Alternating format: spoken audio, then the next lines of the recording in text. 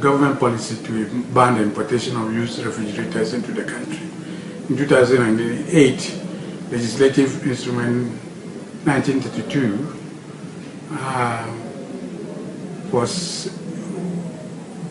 passed by Parliament to impose a ban on importation of used refrigerators and other electrical gadgets. It was realized that those equipment or appliances were consuming too much of electrical power. At the time too, we were facing challenges with energy generation distribution, and therefore it was felt that in the best interest of the nation, a ban should be imposed.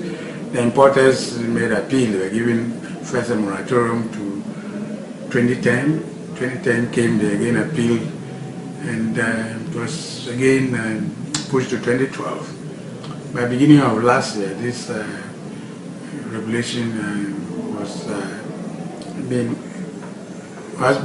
since last year, this regulation or LI is being enforced, and but not in a very vigorous way, because you still find used refrigerators on the market, meaning that maybe there is some selective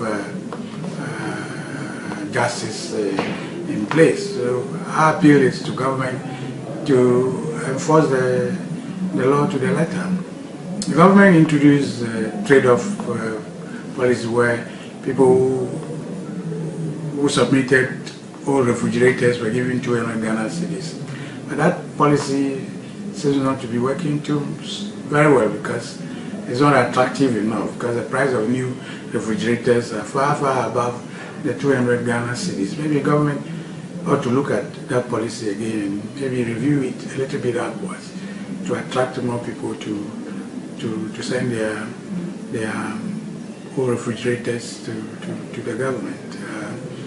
We are told that government has impounded some containers at the port containing used refrigerators that have been imported into the country. This is good show. This is good news. That means that government is working, but we need information on these initiatives so that the members of the public get to know the penalties that are awaiting them if they should engage in that kind of business. So, yes, government should intensify the policy. Sometimes we give the impression that in Ghana we are really interested in passing the legislations, we are not interested in enforcing them. We should enforce the regulation to the letter, punish people no matter their status in society, to ensure that there is discipline in our society so people can go about their legitimate business without let or hindrance. This is a matter that affects you. You may have old fridge, but you may not have money to send it and trade it off. So join in the debate, www.graphic.com.gh.